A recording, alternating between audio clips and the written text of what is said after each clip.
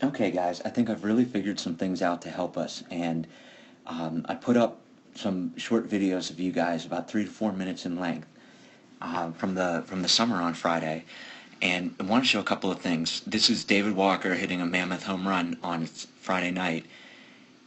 Not David Walker, Christian Walker. First of all, as we watch his lower half, look how the front foot reaches and get into the ground. So as we practice, this is going to be movement number 1.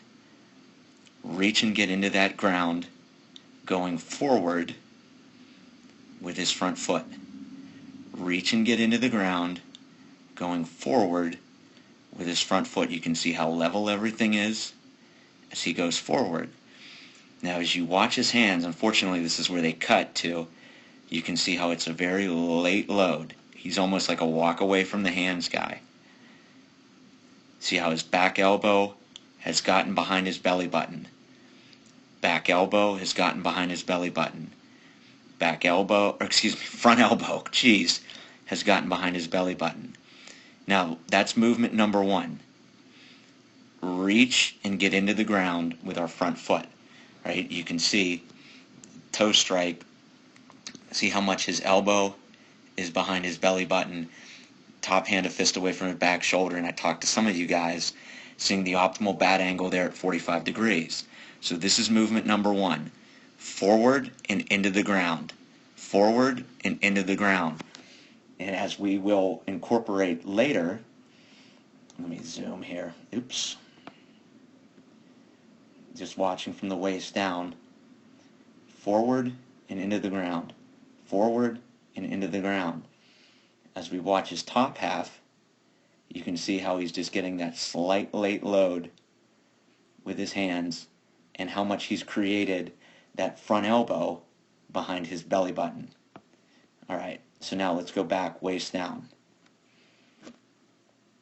Movement number 1 is getting to there. We're going to practice that in a more meaningful way. Movement number 2, as we watch his, let me get out so I can draw. As we watch this heel come down, we are going to see engagement here, right? And we're going to see the back elbow ride down independent of the hands. There. Movement number 2, there. Movement number 1, to there. Movement number 2, there. If we get that, very few things can go wrong. Okay? Now let me zoom back in here. You can see as his heel comes down how there's no weight transfer. It's immediate engagement. An immediate heel, heel. Heel, heel. And you can see that his back knee's not just coming in, but the rotation. Heel, heel. Heel, heel. Look at the immediate rotation. Immediate rotation. Right? Even that far into it, we can see, look how far back his hands still are. Because as we get that movement, that's 2 movements. Movement 1 to toe strike, forward and into the ground. Movement number 2, as that heel comes down, engage, rotation, back elbow works independent of the hands. There. There. Now what that allows then is, watch his white batting gloves come straight out to the ball.